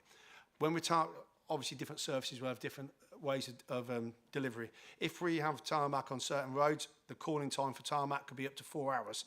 So all of a sudden you could tarmac a job on a road, depending on the depth of the road, it depends on the tarmac, and it's 4 hours after we're finished before we can even let traffic go on that road. Now, I think it was Councillor Werner said, yeah, we're not talking 2, 3, 4, 5 hours. It's like days. That's when, hands up, we haven't prioritised the road closures. We're focused on the work.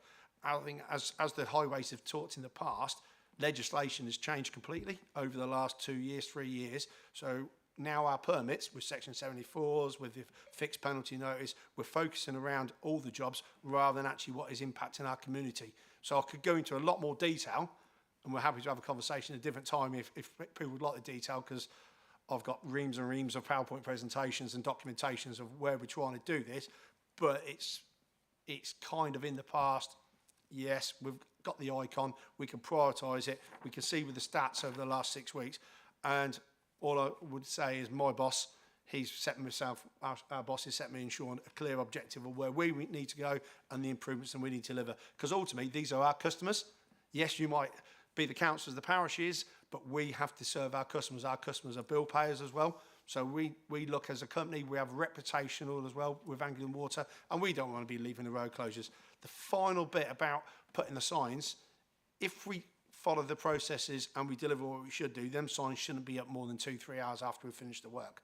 The issue will be is when we're waiting for the tarmac to actually come and do. So if we can constrict the length of time from 5 days down to 3 days, that then leads to less disruption for members of the public around the areas. Hopefully that sounds. Thank you. Yeah, I think all this is part of your action plan, and hopefully we're going to see some improvements on that through the summer, and when you come back to report in December, I hope there's proof of those improvements to show us. So thank you for that. Councillor Wright, quickly, if you could, and I've got Councillor Strangle, who says it's just quick as well, then hopefully we can wrap up. Thanks. It is a quick one, Chairman. It's just a follow-up to Councillor Hill's point, because the reinstatement that's talked about with damaged verges, unfortunately that quite often means as well damaged road and edge of road potholes. The reply was there should be a policy, there will be a policy, we'll take it away. I don't like should, could or would, because they don't mean anything. If there is a policy, or when you find the policy, could we please have a copy of it so we know there's a policy so that we can actually follow up on it, please? Thank you. Can we? Yeah. I think, Karen, I'd put you on the spot, or Jonathan. I mean, is there some work we can do with Anglian Water here on this damage to verges and doing something about it where there is really bad damage? Yeah, no problem. I mean, under the Highways Act, we've got sort of measures where we can enforce working with utilities or people working on our network whenever there's an investment or a sort of a site that's being constructed.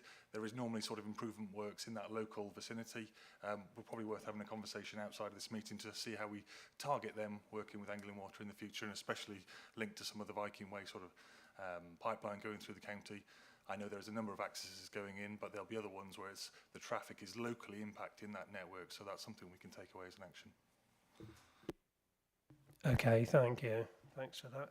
And Councillor Strangle, Eddie. Thank you, Chairman. I'll be brief. Thank you for your presentation, gentlemen. Rather than leave you all beaten up in here, I thought I'd just say a word of praise in your direction. About 20 years ago, as I sit on the Lincoln City Council as well, I reported 9 sunken manholes on Birchwood Avenue, and within a month you'd repaired 8, and you left the one that was right in the centre of the traffic, so it wasn't going to damage anybody's car. So thank you very much for doing that. I'm very appreciative, even though it's 20 years late. Thank you, Councillor. Thank you. Thank you, Councillor Strangle. Thank you for that. Right, I'm going to sort of wrap this up now. We've been asked to review and comment on the contents of the report. We've certainly done that. To receive a presentation from Anglian Water and make inquiries and recommendation as a committee sees fit. We've certainly done that. And to request that a further update report on the proposed action plan is added to the committee's future work programme, which that is already in the work programme. But I would like to propose that we thank Anglian Water for their attendance and presentation. It's much appreciated, and your frankness about how improvements are needed and how you're going to try and get there. And I just sort of will note the following key findings: that there is an action plan, and there's going to be a report back on progress on that action plan in December. So we note the action plan. There's a project there for reducing the amount of road closures, and we note that you mentioned that, and I'd like to think that we could have some sort of progress report on how that's gone, especially the Lincolnshire County Council are hopefully going to be involved with that as well. The development of the Street Works Charter, note that as well, and that is of utmost importance to the committee, and we'd like to see something in draft form for the next committee meeting, please, if that can be achieved, please. And the verge damage, just to note that we'll be touching base between Highways and yourselves about how we can take care of those incidences where they need repairing. Okay, so if everybody is happy with that proposal, with all those in favour, please indicate.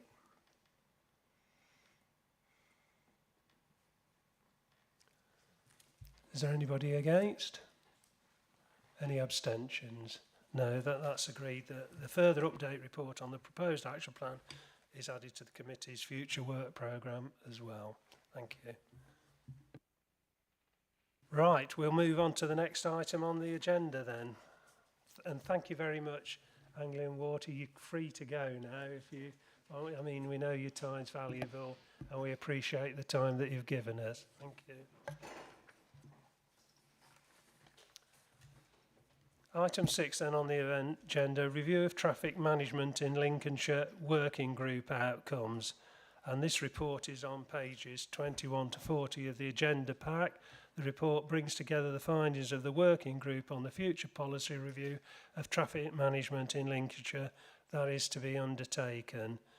The actions proposed in the report, the committee is invited to consider and comment on the findings and outputs that emerge from the formal evidence gathering activity that took place between January and March 2023, to review and endorse the report and approve the key lines of inquiry identified, to inform the scoping for a potential scrutiny review by one of the scrutiny panels, and 3, to recommend to the Overview and Scrutiny Management Board that an in-depth review entitled Review of Traffic Management in Lincolnshire be undertaken by one of the scrutiny panels later this council term.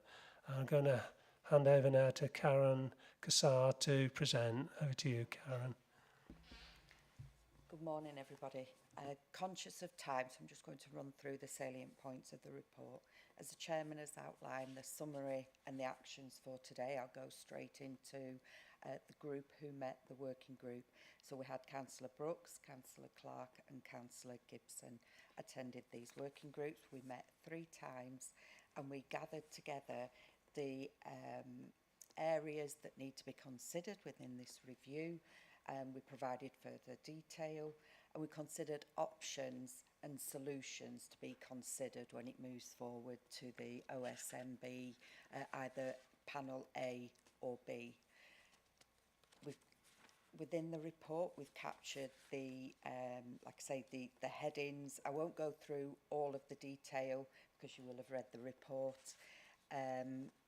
We've included speed limit policy, the rural road network, etc. All the areas that we're looking at, we've included the legislation that governs and determines what speed limit can be set. So we've gone into quite a lot of detail there.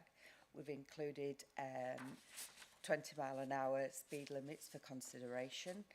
Also, we've included the 20-mile-an-hour speed limits for our new development, what our colleagues in development management are currently working to, just to give some information about how the newer parts of our network will operate.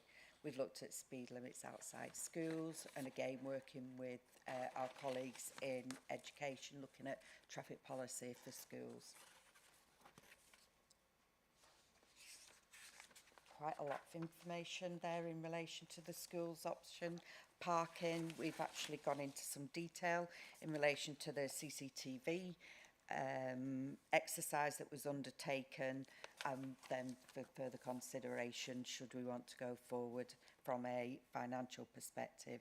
We've included parking on pavements and again the latest position from central government, the Department for Transport and what they're looking at.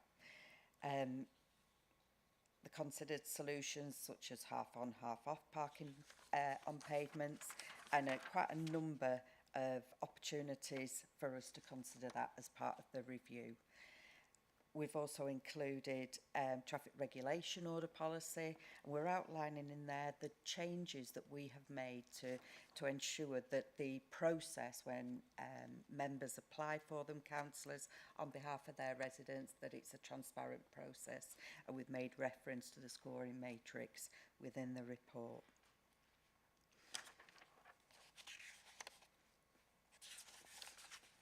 We have then gone on to the moving traffic enforcement. We've included the details there. We've included again where the Department for Transport is up to in relation to progress with the legislation, what it means for us in Lincolnshire, both from a cost perspective and what the benefits would be for us. We've like I say, outlined the benefits, the disbenefits, and also some of the activities and some of the technology that can be used as part of it. We've referred then to the environmental weight limits. We've also included the Lorry Watch that was recently launched to help residents who actually have a weight limit on their road in their village or near their properties, and how we can assist in trying to make sure the drivers' behaviours improve for the local residents. We've then gone on to pedestrian crossings. Disabled parking policy, we currently don't have one at the moment, so looking at, you know, do we bring this in, what options there are available to us. Next steps, so for us as a group, what we wanted to put forward with support from our councillors on the working group was we wanted to have a document, a framework document that had managing the network safely for Lincolnshire, and within there you can see at 2.20 what we are looking to include within that framework document.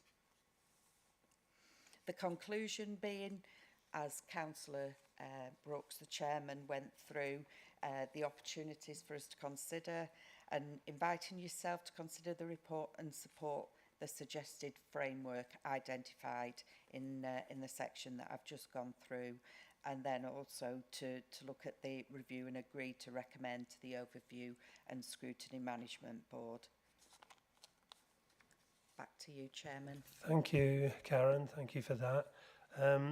Just as a member of the working group, before I throw it open, I'll just say that we're proposing a comprehensive review of traffic management, quite a wide-ranging review, and there'll be plenty there for the scrutiny panel that takes it on to consider.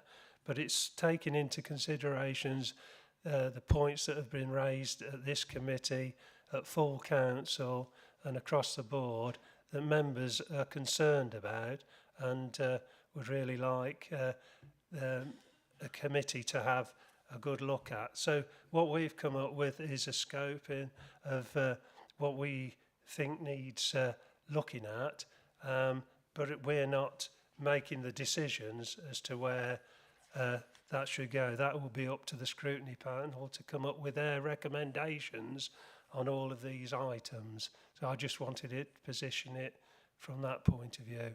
I don't know whether Councillor Gibson or Councillor Clark. Councillor Clark wants to say something as members of that working group as well. Thank you, Chairman, and thank you for the officers for, you know, facilitating us in this event we did. I would like to make 2 comments and 1 question. Under the traffic policy for schools, and I realise it's not the remit of this committee, but it is of this council, that when an extension or a redevelopment of a school is taking place, take into account the future parking, you know, around that school. I did bring this up in 2016, but it's totally ignored. This is going to, if it's looked at, it will reduce the parking on streets and on verges. The question is, does the authority enforce any parking on verges that are damaged? Do they issue actual penalty issues? While I've got the floor, I'll just mention the other comment I was going to bring up. It's 2.11. I did bring it up at the meeting. I think it's important. It's the reporting to the police. I could fill this room many, many times with residents who have rang the police up. The police wash their hands of it, say it's nothing to do with us. Parking issues is solely down to the highways.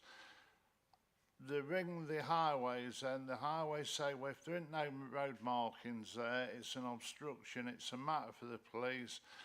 The conclusion is residents just walk away and they won't engage with the authority, you know, for anything then. So could you just, you know, take that in mind as well, and hopefully have a statement what says what is the responsibility of the police and what's the responsibility of the highways. Thank you. It's just a question now. Thank you. I mean, to be honest, I don't think there's any reason why we shouldn't have that now, because it's clear what the responsibilities are and shouldn't need to wait for a scrutiny panel review. So I think that could be dealt with quickly. Do you agree on that? Absolutely, Chair. When it comes to verge parking, we can prosecute HGVs parking on the verge and the pavement. We can't do it for normal cars, and we do that. The police are responsible for obstruction, regardless, I'm afraid. We've looked heavily into this. We are, though, working very closely with the police and have been in conversations with them very recently about helping to educate or spread wider the message amongst officers and PCSOs about what can and can't be done by their officers in these situations. It's a bit of an education process at the moment. Thank you for that. So, yes, Karen. Sorry, just like to come back. Following our meeting, Councillor Clark, when we did discuss this element, Georgina Statham, who is part of our team, works closely with the Customer Service Centre. So we are in the process of updating their scribe, if you will, for what they follow when a resident rings up to reflect the actual legislation which we've included here that puts the onus back on the police. But not because we don't want to work with the police, but we want the Customer Service Centre to have that information. So we've already started that on the back of the working group. Just a question that comes up. Have we said anything to the police about what we're doing to get some cooperation from them to take it on board and not just ping it straight back to the council? So again, we have the Lincolnshire Road Safety Partnership, who we are in, as I say, we work closely with. Steve Batchelor, who is the head of service there, is aware of this concern that has come through and has spoken with the police, but we just want to have a more formal conversation with them to make sure, you know, from their perspective, they, I think it's very much probably like our Customer Service Centre, and they have the script for the responses to make sure that theirs is aligned to us. Thank you. Okay, Councillor Clark. Yeah, but I still would like it actually in black and white statement. So if a resident does ring up, I can refer them to that document. I'm sure that's that could be put into the traffic management policy document, couldn't it? A statement to that effect. Okay. Absolutely, Chair. I think it might also be in the civil parking procedures document as well. Okay, so that should take care of that, Councillor Clark, hopefully. Councillor Gibson, did you want to come in there? Right. Is there anything any member would want to say on this? I mean, the proposal is there. Yes, Councillor Wright. Thank you, Chairman. Yeah, because it does say to look at what's in there, and I think it's a good report. And a figure that stood out for me. It's back to schools again, but it's because it's a double whammy, and that's parking at schools, and it's a scourge of our towns and our villages alike. And there's nothing worse for me than seeing somebody in their Chelsea tractor parked on zigzag lines or on the yellow line saying, I'm just dropping off, and then it's because I'm in a hurry, and they're not thinking about the fact that they're now pulling out to where there's children walking about, or parents. And it says the cost of a static camera is 15,000 and enforcement is £30 an hour. I don't know if that includes on costs. But it strikes me we ought to be looking at the fact that if we put just a bit more into enforcement, because it wouldn't have to, because if you did it for the 3 hours a day it takes at schools, 5 days a week, 40 weeks a year, that's 18 grand, which is more than a camera. However, you wouldn't need to do that because you soon get hacked off when they start getting the tickets every other day. So just to be considered further, I think, is we need to stop the scourge of this because it's getting worse. And as more people move into Lincolnshire, people don't always have the same respect for communities that they grew up in. And it's getting worse, not better. And so I think we need to look at more enforcement, especially around schools, because quite often they are then pinch points at the wrong time for other traffic trying to get through on the same roads. So it's something we need to consider. Well, certainly that's something that the scrutiny panel will be considering, and there'll be a full consultation done when the scrutiny panel, because that is part of the proposals in here as well, a public consultation, and members obviously will have the opportunity to feed into that. So that sort of thing does want feeding through to the scrutiny panel when they go out asking for comments and views from people. Okay, but thanks for note. I mean, it's a a nightmare around the county what happens outside of schools, definitely. Any more comments or questions? Well, if not, then I'm going to move on to the proposal, which I've got written down here. And it's, well, thank the working group, officers and members for the work that's been put into scoping this for the scrutiny panel. Thank you very much. It was a pleasure to work with everybody on it. And to agree that the committee endorses the report and approves the key lines of inquiry identified, paragraphs 2.21, and to inform the scoping for a potential scrutiny review by one of the scrutiny panels, and to agree the committee recommends an in-depth review entitled Review of Traffic Management in Lincolnshire be undertaken by one of the scrutiny panels later this council term, and that would be to agree that the committee recommends to overview and scrutiny management board. That it's just missing in that proposal there. Does anyone dissent from that? No? That's carried then. Right, moving on then to the next item on the agenda, which is the Transport Q3 Performance Report, 1st of October to 31st of December. This report is found on pages 41 to 45 of the agenda and report pack. This is the standard quarterly report on transport performance. The report also includes an update on the priorities of transport services. And the actions suggested in the report on page 41 of the committee is invited to consider and comment on the detail of the report and recommend any changes or actions to the executive member for highways, transport and IT. And I'm going to hand over, is it Verity? Hand over to Verity. Verity Druce, who's going to present the report. Thanks, Verity. Thank you, Chair. I thought I'd pull out the main points rather than going through the report, given obviously we've had some shorter time today. So I guess the first thing to say is that as a passenger transport industry, we're not seeing huge improvements. So we're still seeing the same challenges for the market. A slight improvement in terms of fuel costs, but that aside, we're still getting wage pressures in terms of the costs, but also the availability of drivers. Passenger assistance is still a challenge for the industry as a whole. So patronage across public transport is still not coming back to pre-COVID levels.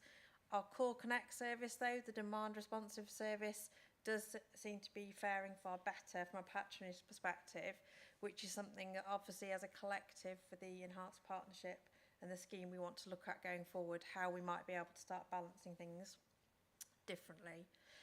In terms of transport services as a whole, as a team, as a collective, I think the main thing to say for me is that we're on no pun intended, on a very long journey with the service.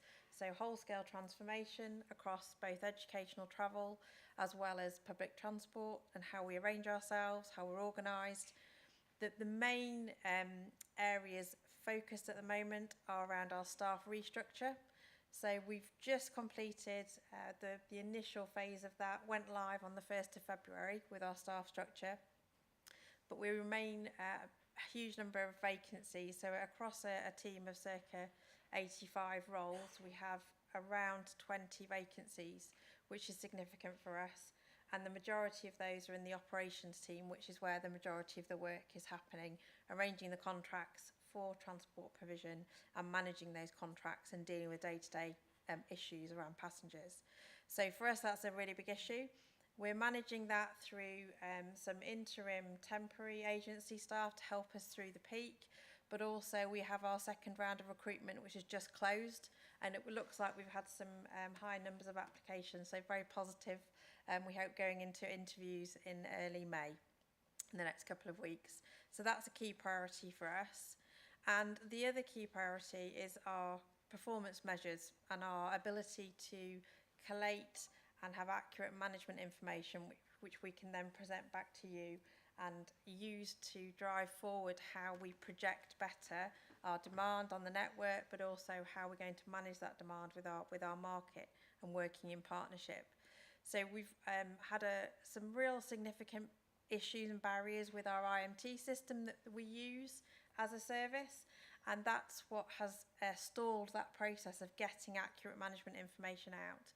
We've got some great support now from the corporate performance team and our data services team in the council, and are looking to have a full dashboard ready for the end of July.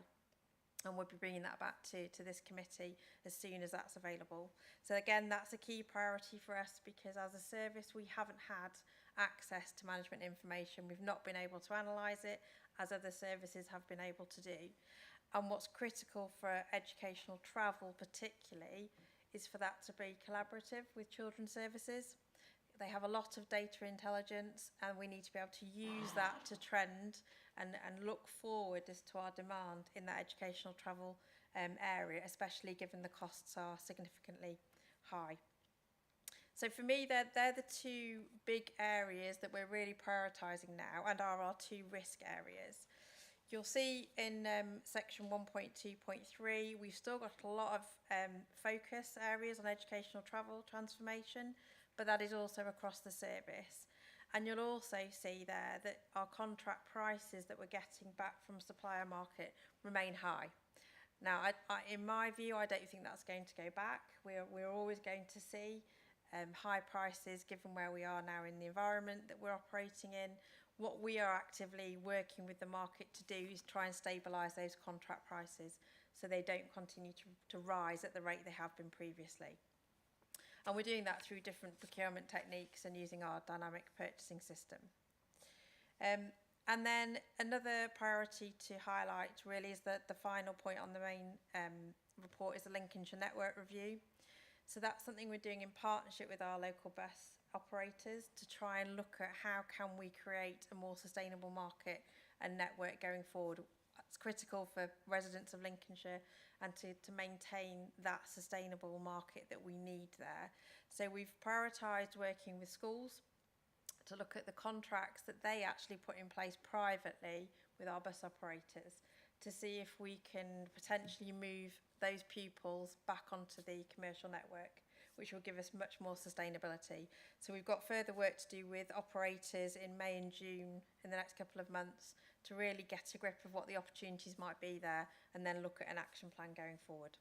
So for me, they're the main points to highlight from the report rather than going through the whole report. Thank you, Verity. I'll open it up to members now. Are there any? Councillor Wright. Thank you, Chairman. And thank you for the report. I'm trying to think, Verity, have I mentioned QR codes before? I haven't, have I? Not me personally, no, but Right. I'm very interested in them. It's because I'm looking at 1.2.3.1. I have got my microphone. He has got his microphone. And it's about the educational side, and there's cost avoidance, then we go on to staffing and all the rest of it. I was very intrigued when I was in Tenerife, and I was on a bus, because I like to use the public transport, and I couldn't work out why.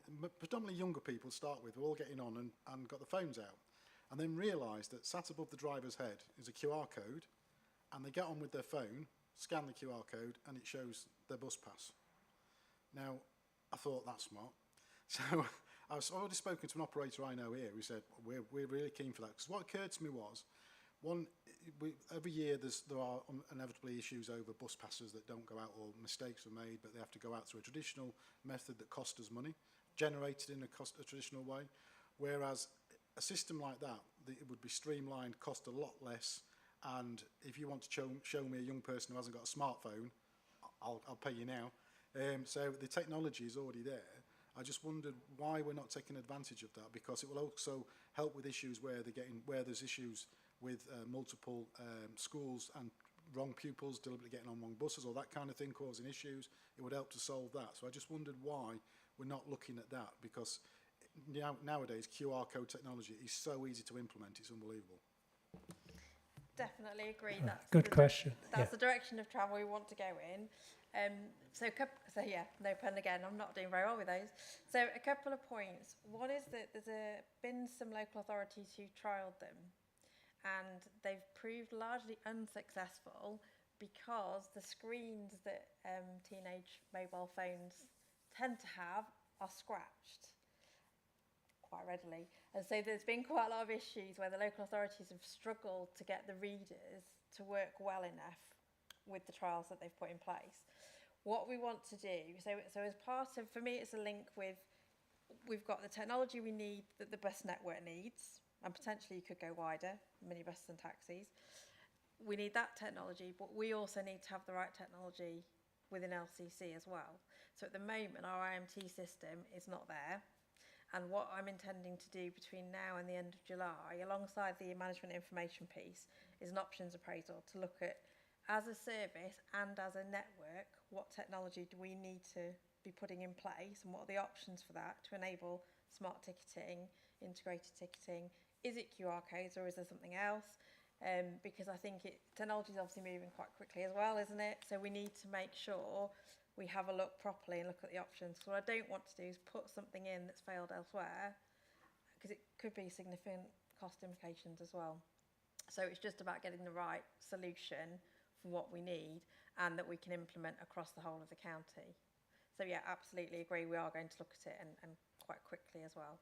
The challenge for us is that the speed of being able to implement that technology with our bus operators and the systems we have working on the basis of a school terms as well. So it's whether or not we try and fast track something through or whether we do it for September 24 would be another part of that review. Yes, Richard, come back. Can I just come back? All right. I mean, only just suggestions, because obviously, say QR codes is a visual. If you have a ticket such as where you've got an on-phone credit card that relies on signal, so when you tap it, it's not looking at a visual image. So there is technology. So if it's not QR, that is so it could be a pass that's basically credit card type. Absolutely. And that is not open to that failure. No, exactly. And I think that's what I want to make sure we look at technically. What is going to be the best solution we put in place? Because I think it might be something that isn't reliant on that screen. Agreed. Okay, thank you for that, Richard. Thank you, Verity. Any other? Councillor Clark. Yeah, quick one. Core Connect is much appreciated on the East Coast. The only downfall is I think it took 3 days. Someone rang up for a Saltfleet bus to Mablethorpe and was told there wasn't one. Is all the emphasis now being put on education, so there is no public transport at all out there now? Because that's the way people out there seem to think it's going. Okay, certainly not. So I know we talked about it at the last meeting that we do use Core Connect where it's feasible to do so for some of our educational travel passengers, but we limit that so that we're not filling or overfilling the vehicles, so there are still passenger spaces available for the general public, because we don't want to go down that route. And if we start to look at that, we would then end up putting separate contracts in place, because that's what we do for educational travel. So we do have limits on each contract, and we don't go over those. So we do manage that very proactively. But I think some of it is perception of passengers, you know, public transport passengers seeing scholars going on the vehicles. Okay, thank you. Any other questions or comments? No, well, I'll move on then. I think we should note from that the recruitment process is progressing well, I think you're saying, because 16 vacancies seems to me to be a lot of vacancies to be carrying, and must put a great strain on the service. So we'd look forward to that being sorted out quickly. The performance measures data, I mean, this seems to have been going on for ages, but is the end of July now a firm date? So we're going for, we're looking for the performance measure data to be there, the dashboard, isn't it, at the end of July? And that's it really. I mean, you mentioned the Lincolnshire network review going on as well. Did you want to come back on that, Verity, at all? Just to say, we definitely are. I am working end of July for the dashboard to be ready, and the corporate teams have got their capacity and resources in place ready to support that as well. Good, good. So, right, let's just see what we need to do on that recommendation. I think we just need to make that. Yeah. I would suggest then that we say that the committee receives the report and is satisfied with the updates on performance achieved in Q3. And I also ask that our comments from today's date are captured and be passed on to the portfolio holder and relevant officers. And those comments would be the recruitment process, and we note that it's progressing well, and look forward to that getting completed, and that the performance data is available at the end of July. So, I mean, it's something that is important, not only to you, but the committee to monitor things as well. Okay, so thank you for that. And does anyone dissent from that proposal? No? So that is agreed then, and we'll go forward. Right, on to the final item on the agenda, which is the committee work programme. And I'm going to pass that over to Simon to take us through that. Over to you, Simon. Thank you, Chairman. If I could ask the committee just to consider pages 48 of their agenda packs. A busy programme for the committee into the spring, through the summer and into the autumn. There is, I'll just highlight the changes. On the 22nd of May, we've added in, during the course of the morning, an item on the Highways Work Charter with Anglian Water. There is one item, which is number 2 on the list, which is the Grantham Station Approach Future High Street Fund, which is now moving back to September. And then just another addition for September, which would make a 7th item, is a refresh of the bus service improvement plan. And those are all the changes to report, Chairman. Thank you. Thank you, Simon. Is everybody happy with that? Any comments?